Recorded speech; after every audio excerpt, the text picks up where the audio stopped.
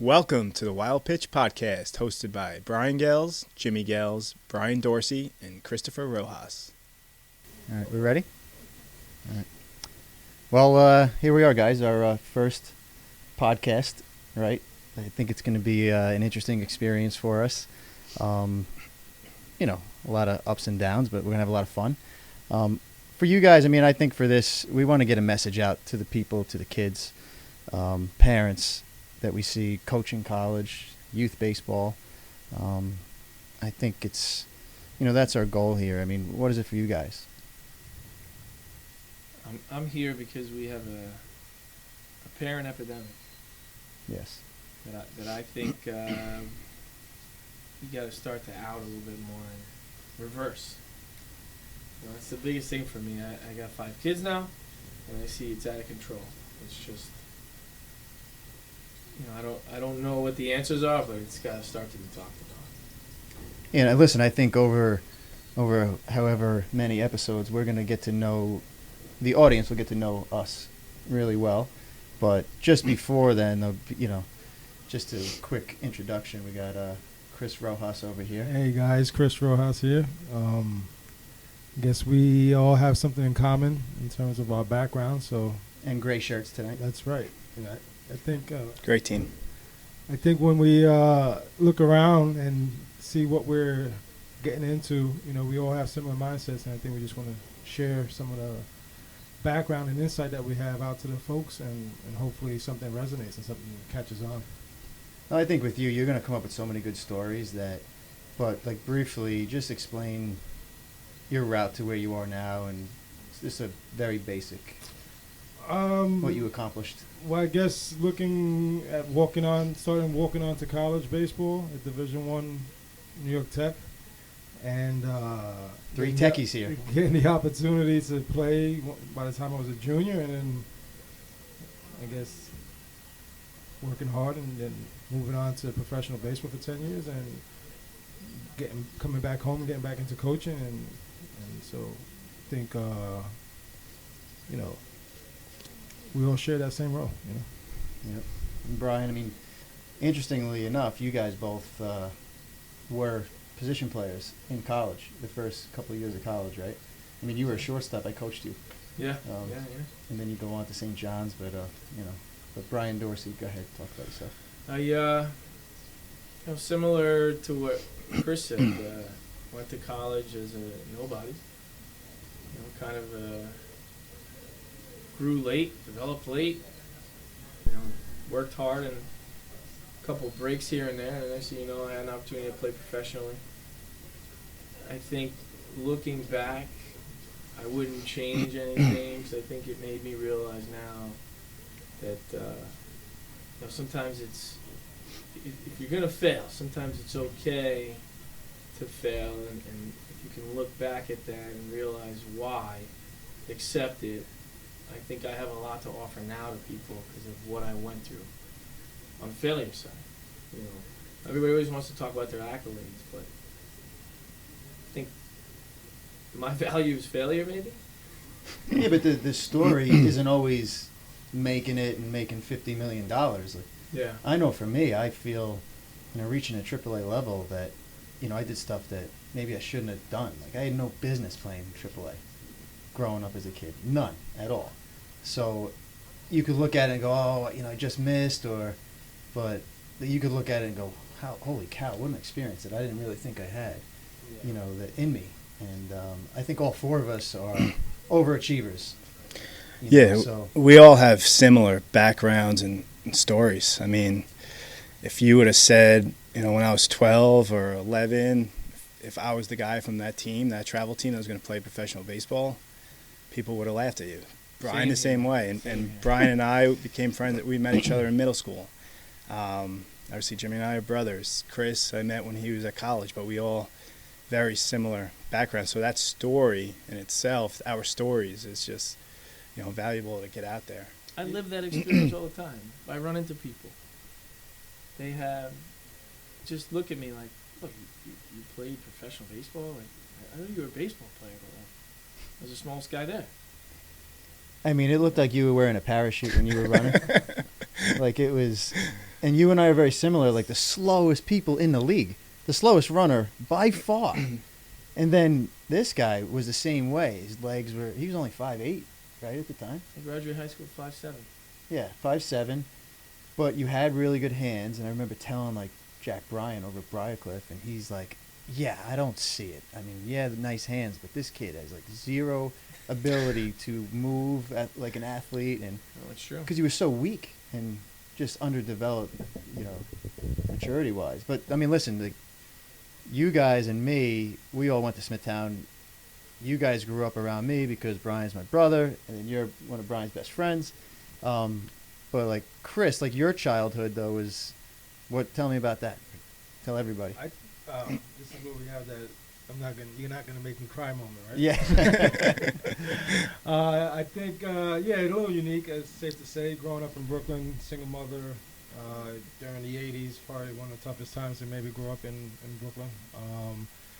But reflecting back, it's probably one of the greatest experiences I've had. You know, because it nurtured something in me that helped me succeed later in life. You know, created a sense of wanting to do well, and you know, just had like a innate competitive spirit because of the atmosphere that I was in. So I think all those things lent to me being able to go on to college and have a successful career in college, and then play 10 years in the minor leagues and knock on the door, getting to AAA, and even helps now in just how we interact with the people we're surrounded with, whether it's business or teaching kids the game, or even how, you know, I guess, you know, I engage with my family. So, you know, tough upbringing, but I wouldn't have traded in for anything, you know, when I look back, you know, growing up in that atmosphere.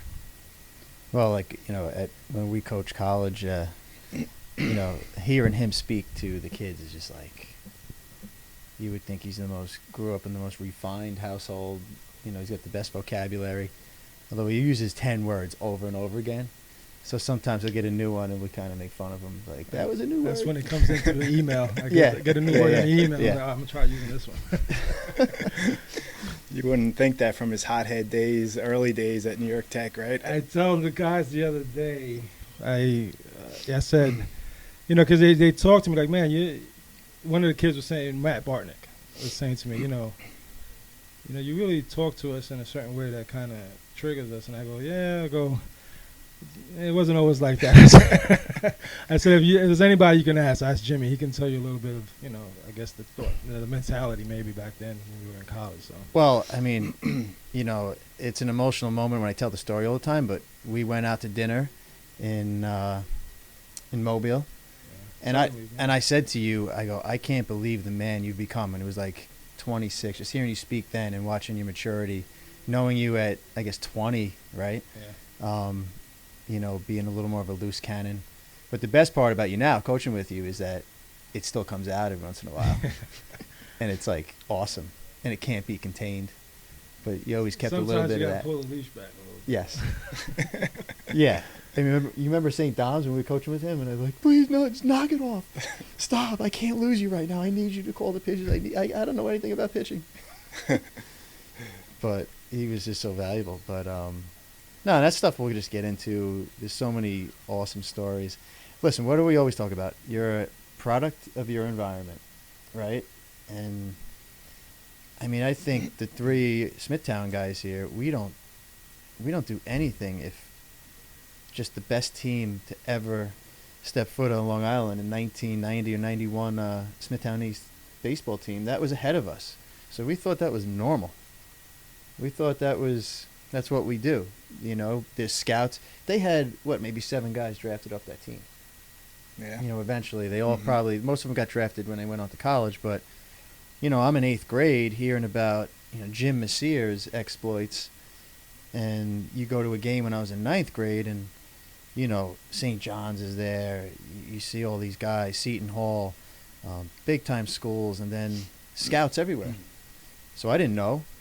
But you know what? The problem is we were around that, and we thought you just play, you work hard, you go to a good school, you get signed, and you become a pro. It was like we lived in Georgia. It really was. And because those guys, those pros, would come back. and we were around professional people. But No, it makes you believe that it's attainable. right.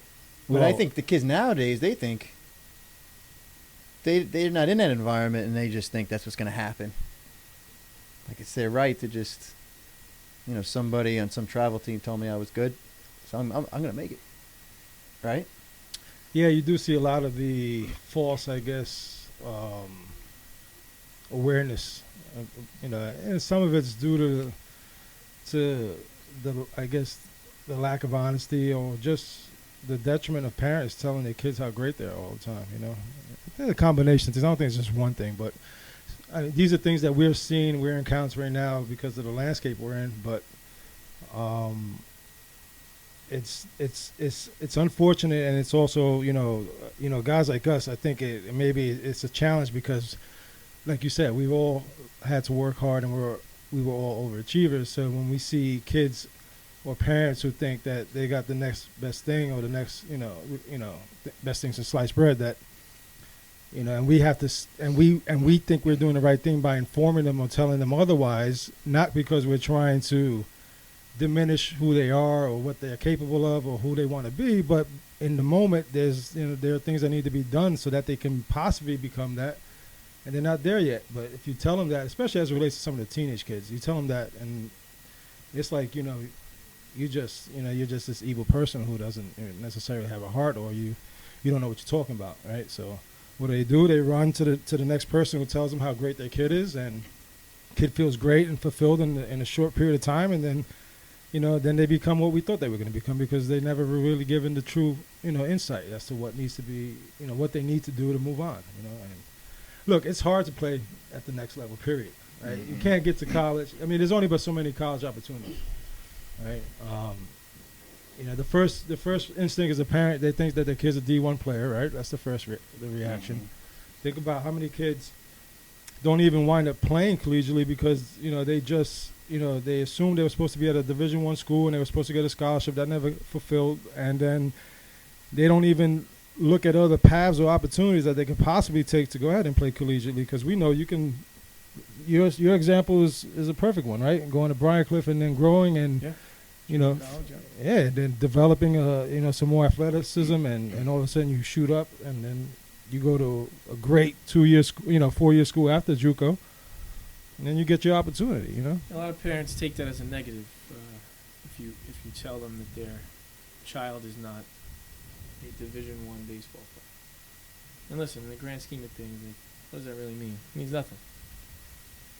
I see both sides of it.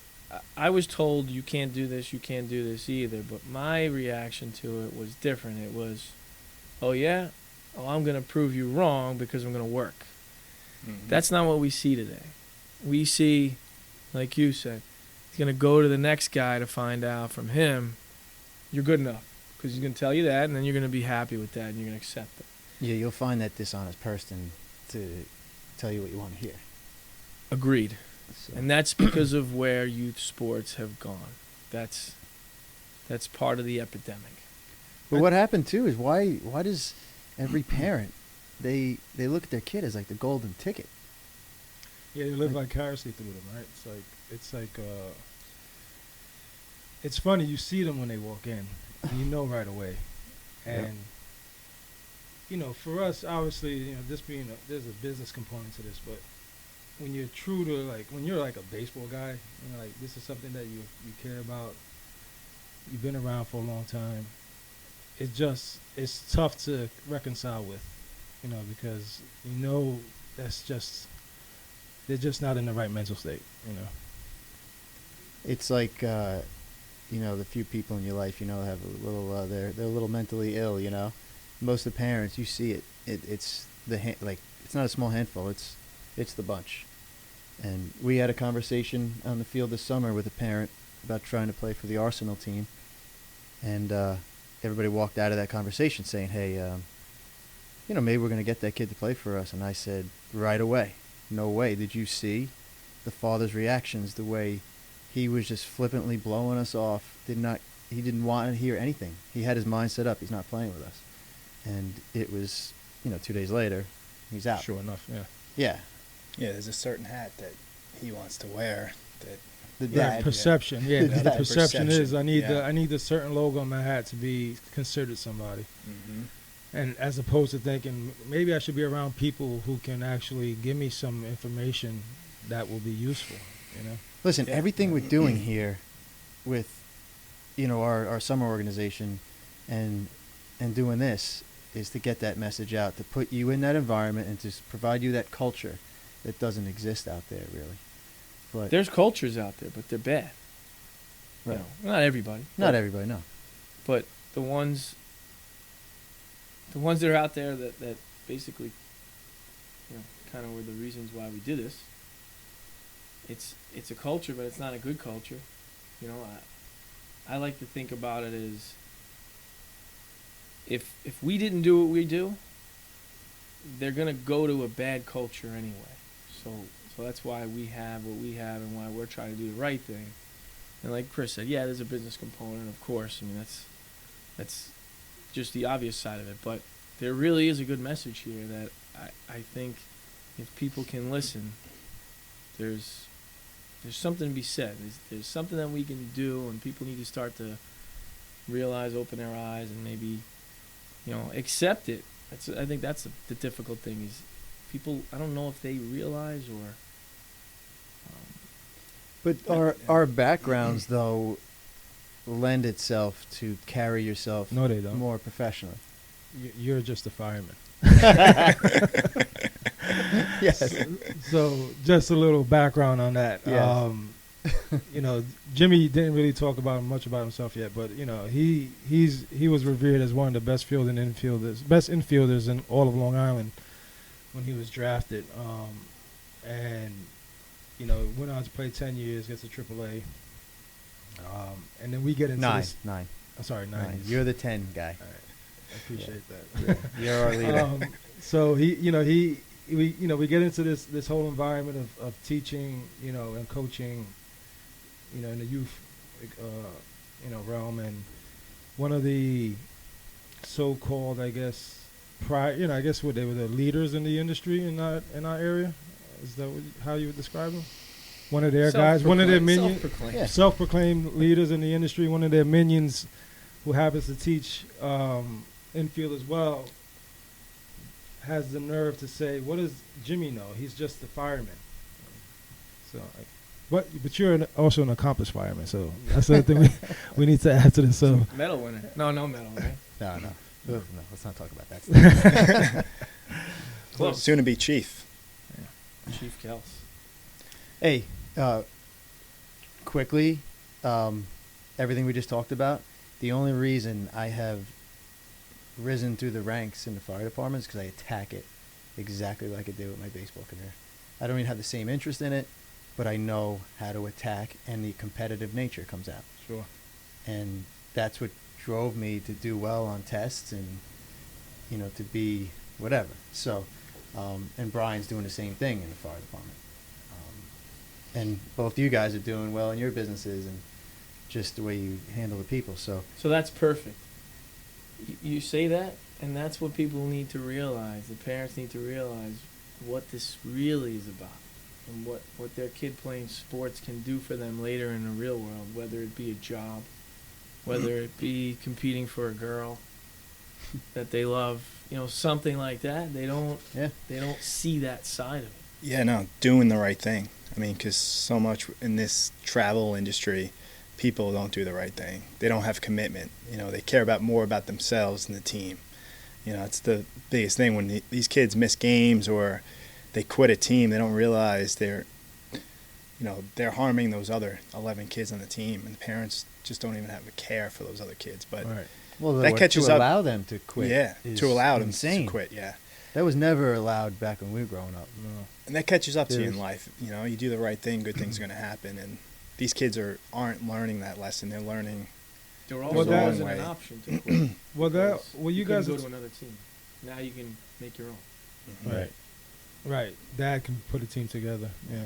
But all this goes back to what you said about failure, right? Or, the challenges that you endure because, you don't quite make it, right? So, but you learn how to overcome those things because you are committed, or if you're facing adversity at a younger age, just think about how much better you are later in life because you've kind of encountered some difficulties, right? And it used to say the one thing, it's like as it relates to like kids who, everybody's a shortstop, right? The minute you move them away from shortstop, well, I'm not playing for you, but a few guys who know the sport probably identify, well, you're not really the shortstop, but you could be a really, really good third baseman.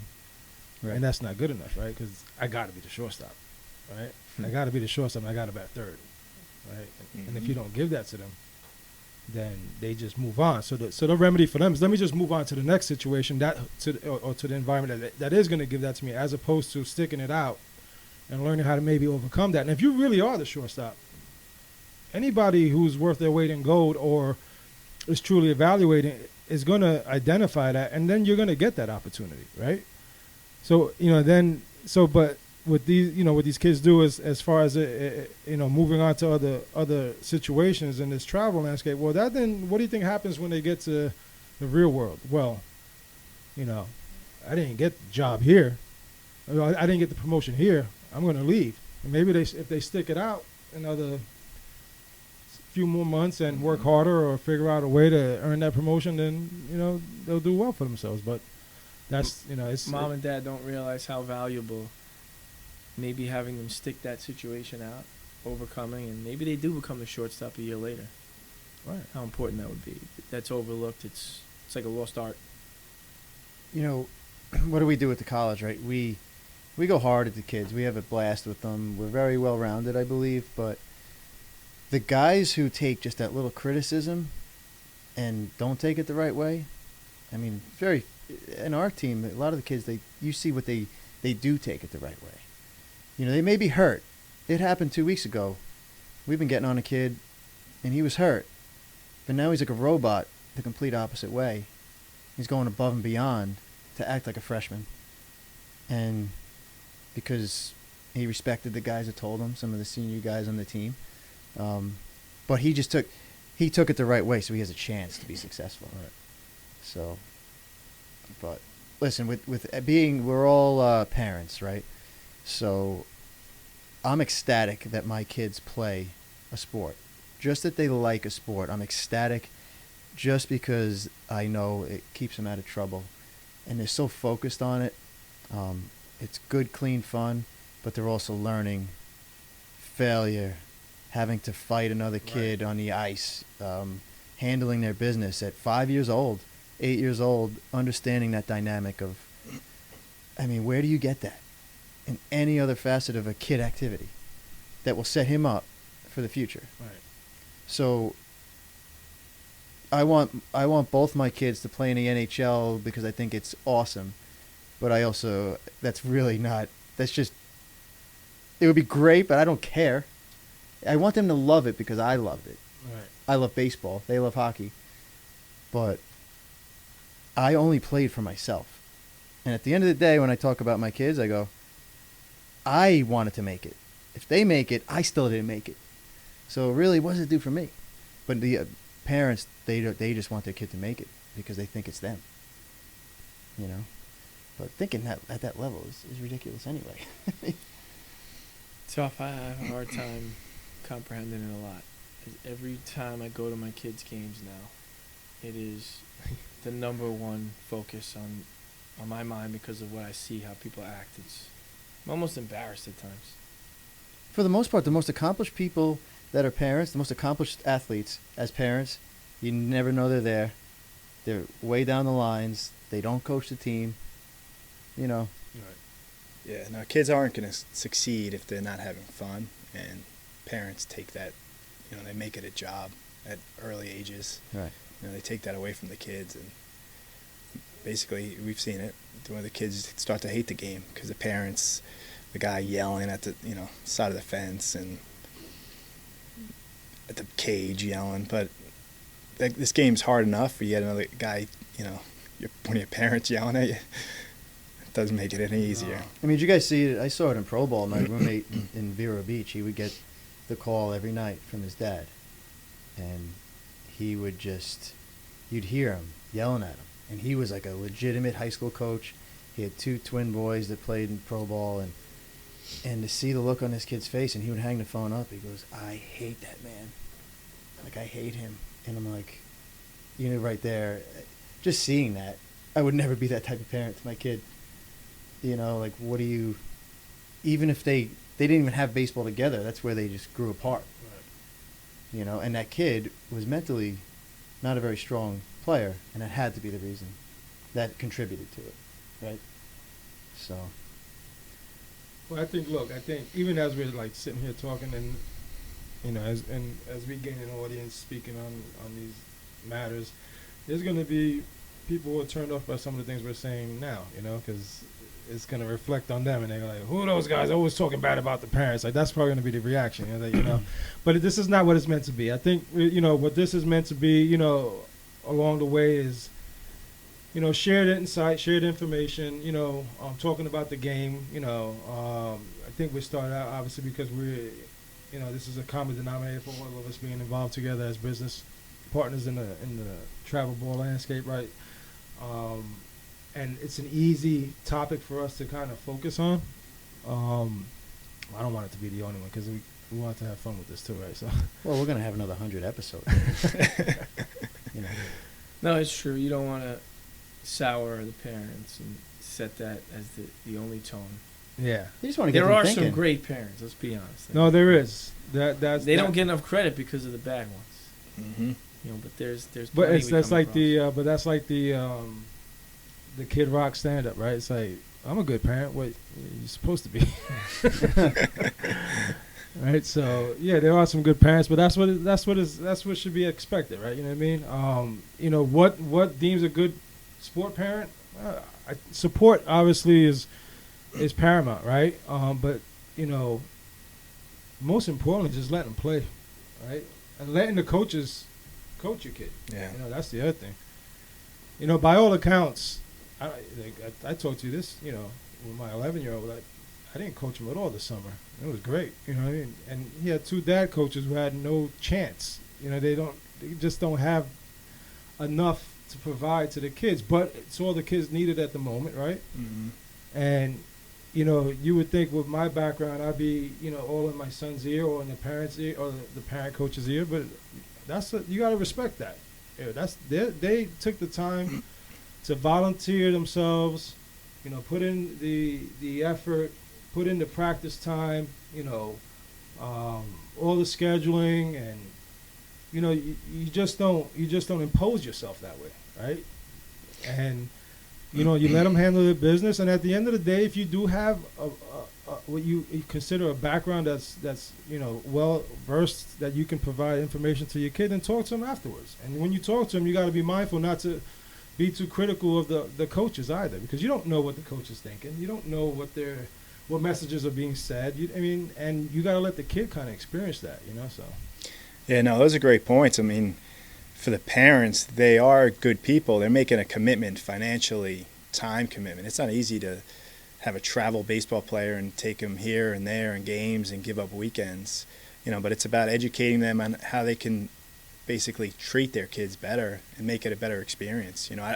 I think the parents, the ones that are yelling, and it's because they care so much for their kid to do well, but it's counterproductive, and maybe we can bring that to light. Fault anyone for no. I mean, think about what protecting their kid. Yeah. what they give up, the commitment the parents make to play travel baseball. It's a big commitment.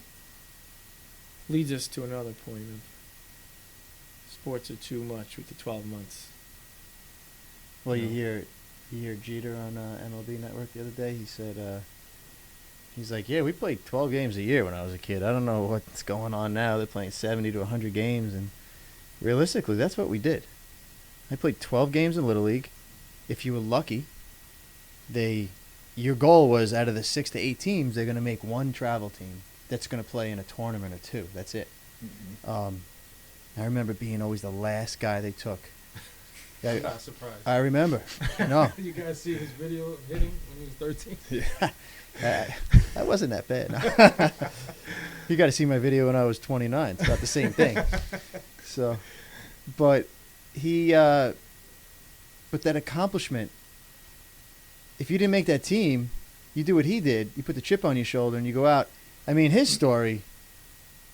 I mean, just tell it real quick about what turned the switch where you all of a sudden became a psycho worker. Well, yeah, there was a couple things. There was one, I think I was in 5th grade, and I had made, in St. James Little League, they had 2 travel teams, and then they decided to merge that into one. And we were at the track running. We were already kind of, Yeah, we were already running sprints we were because we knew running we were miles slow. at that time. We thought running a mile would be helpful. How do you I remember think. that? Jeez. But the 2 teams had merged. I didn't know, but then I see them practicing. So you didn't get the memo. I didn't get the memo. So that was cut. So that pissed me off. But when we went into middle school at Smithtown. But how old are you It's- now? So that was like 5th grade. It was But, 5th. but really 7th And you grade. took it as you got mad instead of crying Yeah. to mom and dad. Oh, yeah. You Yes. Okay, I'm going to be better so than how did mom and dad react? So I'm gonna peel the onion back a little bit. Dig deep here. Yeah, to- watch. To be honest, no. I mean, they didn't. Your dad's You the know, greatest guy in it the was world. Yeah, more so no of, you reaction. got to get better type No thing. reaction, No right? reaction, Okay. yeah. we didn't no even reaction. talk to them about our careers, right? Yeah. It was just like, hey, I'm playing here. Take me here. If you can't make it, Grandma's gonna take you, Right. or Aunt Laura's gonna take you, and that's the other thing. We figured out how to get there because it was On all I your own, wanted yeah. to do. But they weren't. I don't think they ever came to a practice ever because they just stayed away. Same here. Mhm. Never. Never had a parent at a practice my entire life. I promise you that. The problem is now, for whatever reason, I think we all, our mentality came from within too. Some of it was natural, Yeah, but it gets developed, and that's what we're trying to do. Right. So like, I wanted to go back to Brian because you didn't go back to Big Jim and Mom and say, hey, I didn't make the team, and get a reaction from them, right? But today, and we know this to be true, today, that happens. That very scenario happens for Mhm. a young individual. That mother or father is on the phone, calling the town Little League, complaining, I thought my son made the team. What happened? How come he's not on the team no more? Yeah. And how could you do this to him? And There's probably a hearing covered by the news. And they'll just complain, I didn't even get an email. And right, they'll make that the big. right. And Yeah. and while yes, maybe a message should have been conveyed, but you're missing the big picture here. So that moment maybe triggers something in Brian Gales, right? And now he goes It on, did. Yeah. works harder. Mm-hmm. All right, so continue. No, and then so that was about 5th or 6th grade. And then 7th grade at Smithtown, they had merged the middle schools.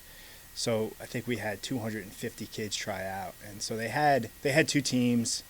But leading up to that, I knew, one, I was getting cut from these travel teams, but I really wanted to make this team, and I was an animal down the basement, hitting off the tee, throwing the ball, doing everything I could, because I wanted to make the team so bad. And I think they took seventh graders that year, and Brian was one of them.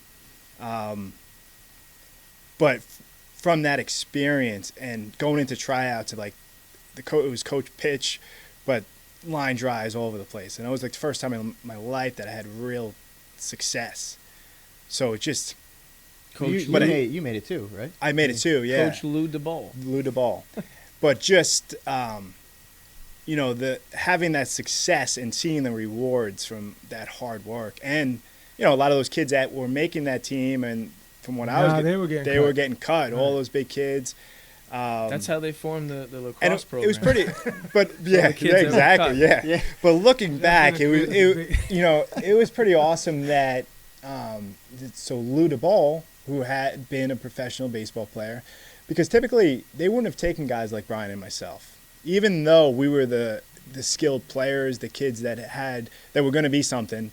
Typically they take those big, strong kids, yeah. but this guy, because he had the professional background, He saw it. had the eye for it. Yeah, I didn't even. Right? I realize mean, that. think about the kids that made it. Yeah, the strength thing was a huge Most disadvantage. of us, out of all those kids, could have easily got lost in the shuffle, and most of those the guys that made it in 7th grade were the varsity team starters. Players in 5 later, yeah.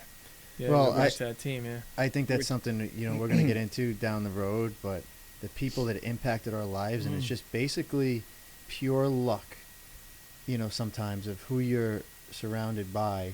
And like you said before, I mean, I had 2 dads that coached my teams. I thought you were going to say you had 2 dads. No. Well, yeah, no. I didn't. But I had 2 guys that totally impacted my career, and they were just fathers of a kid on the team that, I mean, I was the luckiest kid ever to have them.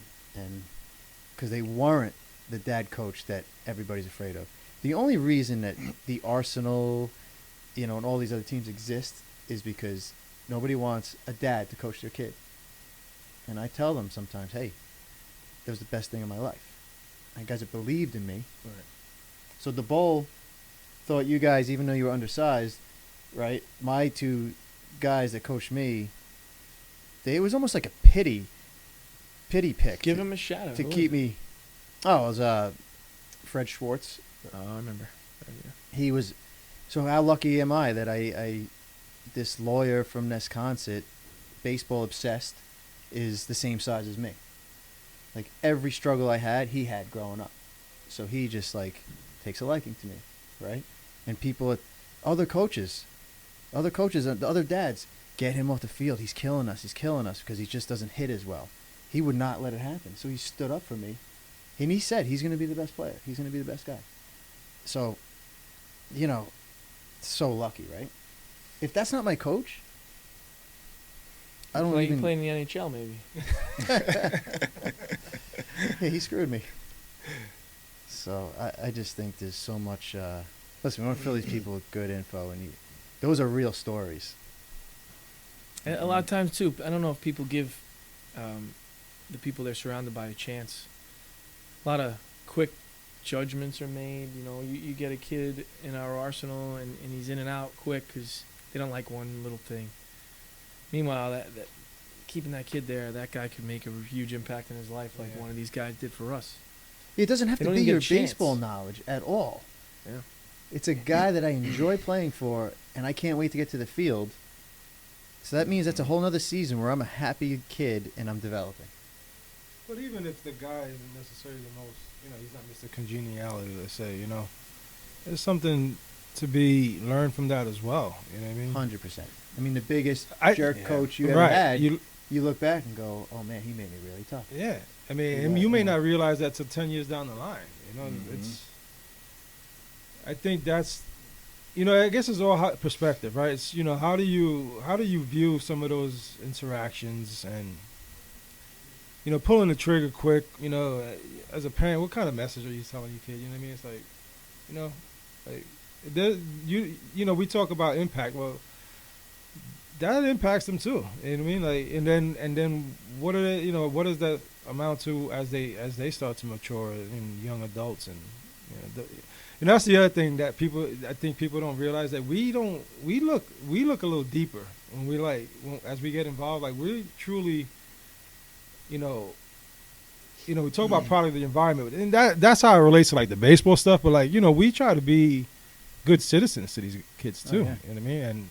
And good, as exemplary as we possibly can, within the scope of what we're working with. And even some of the people we have working with are great guys, like Angelo Kasha. Let's think about him. How great a guy that is. You know what I mean? And he got the worst business out of anybody last year, right?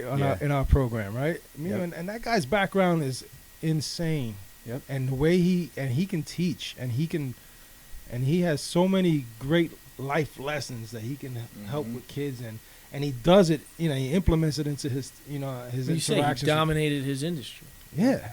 Yeah. So, I mean, his talk story about is leadership. insane. It's Yeah. like, you got a guy leading your kids he's a champion.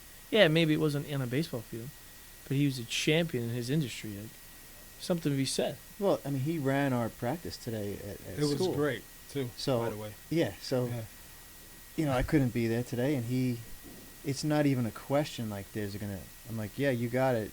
And I go, what do you want to do? He tells me. Yep. I go. It's awesome. There's so much trust there, just because his background in business where he had to do that at business because, his family needed him to work. He's actually a really talented baseball player.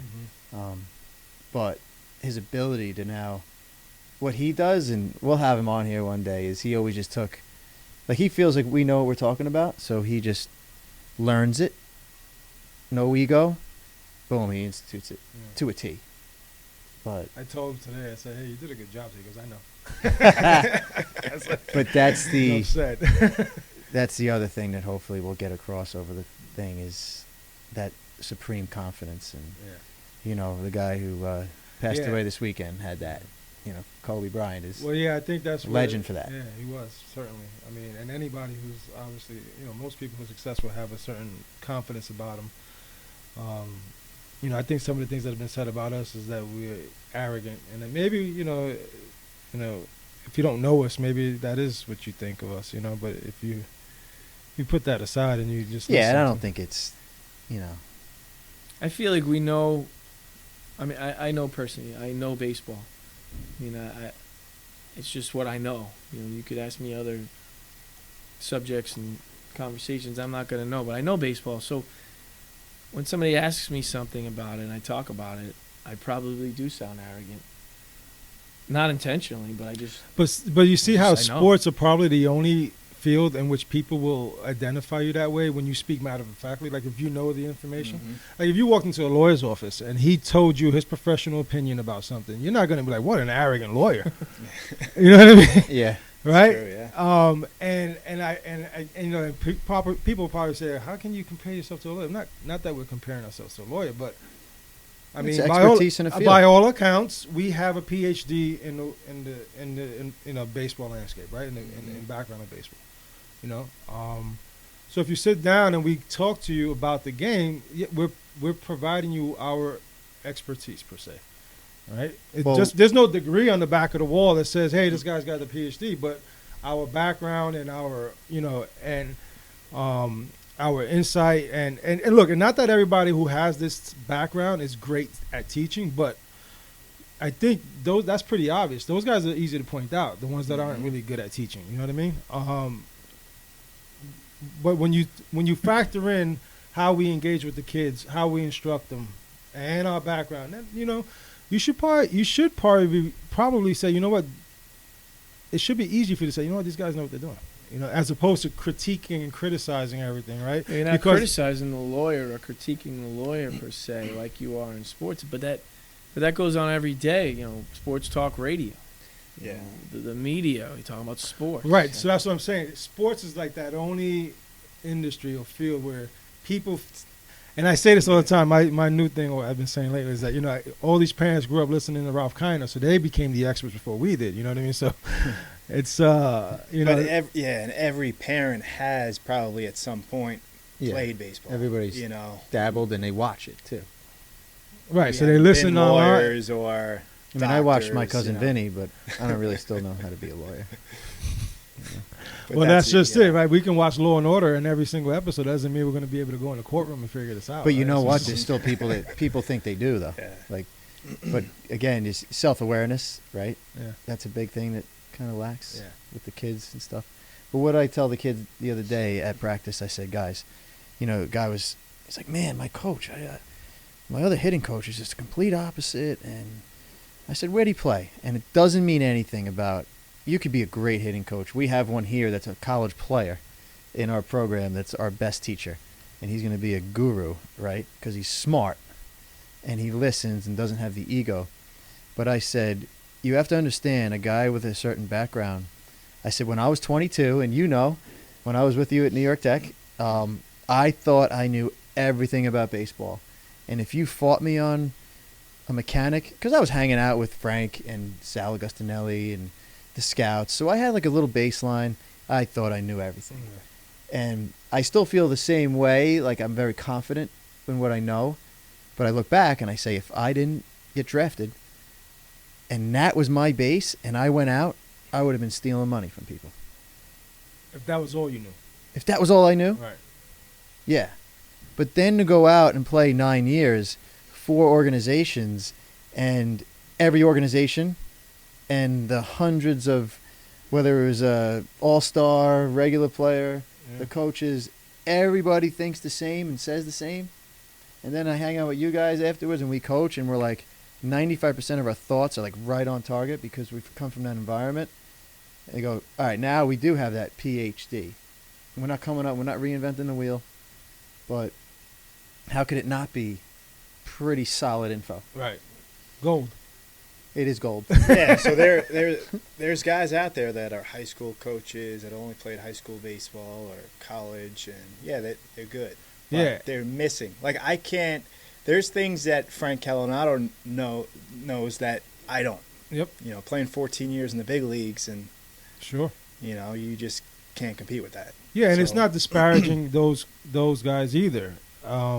So, you know, I hate that I hate that we have to throw a disclaimer out there when we have like, you know, as we're having this conversation. It's not to talk ill of them. No. I just think that you can't. It's not an apples to apples, right? Is what it boils down to. So, and like you said, that doesn't mean somebody who without the background can't be talented enough to do it either. You know what I mean? I think, but that let's be honest, that's probably a little very fewer in between, right? Like that's not a normal thing. No. No, and we always recognize that guy. We hire a ton of people to work for us over the last 20 years, and wow, that kid's special. Yeah, know? and we have why a couple those kids in guys- this clinic now on Sundays that have emerging as like Yeah. legit. Well, think about. I mean, I remember one day, he was still playing for us in high school. I don't know if I can say his name. Yeah, we'll keep him out. Okay. I remember and he wasn't really a player for us on our high school team, Right. right? And we hired him to coach and do hitting because he was like a student of the game, right? Yep. I remember I'm watching him talk to 10-year-olds, right, about hitting. Pretty advanced, but definitely was able to like convey the message that the kid can grasp it. And I'm standing there and I'm like, and I had to stop and I said, you see, you may not play, but you listen and you're going to figure this out and you're going to help people down the line because He's going to be an impact Yeah. person in baseball. So so in other words, you don't have to necessarily have our background to be great. No. But No. that takes a special person, right? I But mean, he's great because of the years of lessons that he had with Jimmy. Well, and, he and was who in- he- and who and He he's is a special product kid. of our environment, Yeah. actually. yeah. Yep. Right? So if he was with some, one of these cults out there, he'd be teaching that, right? Right, because he's a good listener, And right? he's really smart. Yeah. I mean, we always bring it back to Matt Marsh at Maine, right? How a stubborn, really, really intelligent kid Mhm. maybe gave us resistance just because it's his nature and it's actually his strength, but completely anything we said, he teaches it with almost the feel. That's what people lack is the Right, feel. Right. I know what these kids did. I know exactly what they're feeling. I failed a lot. Right? So I know exactly what they're feeling. Yeah, I think I wanted to address that again because I know we said it a couple times about failing and what, for me personally, my failures are what make me a better Couldn't agree teacher. more, yeah. I tell the kids all the time, you can look at my back of my baseball card. There's nowhere hiding it. You know what I mean? I had some pretty good years, a couple of really, really good years, and I've had some dog crap years mixed in there. And I know what it is to be really good at some point in time, and I know what it is to stink. You know what I mean? So, Mhm. and all in between, and what it takes to kind of work through some of that. But that's an amazing trait to have, to be able to teach, having experienced that. I think that's almost invaluable. People don't realize, if my kid goes and plays somewhere and I am lucky enough to learn about their history and find that it was whatever sport it may be and it's similar to yours, and to know that not only did he play and do well, but he played and he failed and he's okay with it, I would sign my kid up for that team in a second. Or you can be like a parent. When I first got involved with you in the travel landscape, it was like, oh, that guy had Tommy John. I'm not sending my son to get lessons from him. Meanwhile, I didn't get Tommy John from pitching. He got his arm stepped on. He's like, what's he going to teach him? He got hurt. But he's like, he didn't even get hurt in a pitching accident. I mean, that's what we Interesting. The do. irration, but it goes back to the Yeah, irrationality, right? It's just like, Yeah. that's the wild pitch right there, right? You and you know what's interesting is that I think each of us at one point in our career, like you said, we all like stunk. We were mediocre. But I think there was a year or two in our careers, whether it was college or pro ball, where you also understood what it was like to be the guy on the team, where all eyes were on you. I know at St. John's, you were the guy. Yeah. You were the ace of the Came staff, out of nowhere too. right? So That's in sick. college, I was kind of like getting hyped up, and I felt it, and I was able to walk around with my chest out a little bit and feel and put on a show for them defensively. And you got to know what that's like. You got to have a little success, like you just talked about. But I started that year pissed off in the bullpen. your senior year, Senior year. and then you faced Brownlee. Yeah, I just turned the Bobby corner. Brownlee, first round pick. Yeah, he had all the GMs there. Yeah. I mean, he can tell it. Beat him. Cubs, right? He got drafted by the Cubs. What was it, right? 1-0? No, 6-1. So he lets up one run. Complete game. He went in the first round. But I Brian don't goes remember much. Undrafted free agent. What did he say? 10 Ks, So- but I don't remember. No walks, I don't remember. I think it was 8 Ks, 1-1. 92 in the ninth. Ooh. Still didn't get drafted. It's crazy. Because you looked like you were 16 then. It's true. They thought you had another year eligibility. Yeah. Thought I was a Mark, you freshman. got more money. If you, Oh. I don't know what DNA I have, but my parents cost me a lot of money. he should have did the gap year or the what do you call that now? What do they The do? reclassification. Reclassification. So, but I think, listen, I think that's a good base for us to kind of say what we're about. Yeah. So I guess, and as we go, it'll be some more interesting things, topics. Yeah, have a little more fun. Yeah. So if it felt somber and Debbie down in the beginning, forgive us. Come back and listen to us again because Yeah. it'll definitely get better. Yeah, we we can only gotta go up I from think there. we should add that we're gonna have some guests. Oh, yeah. Have guests call in. Some of our Yeah, former teammates. Josh, and we can get guests calling in. Is that something you think that? Nice. Nice. Yeah. Speaking of a real success story, the guys behind the glass over there. We'll get them involved. Yeah, definitely. I told Josh we got to get him a mic, so this way he can get it. Chime in. Nice. But yeah, I like how this kind of ended up here. So, All right. stuff. See you in the Until next time, episode. folks. Till next time. Next time.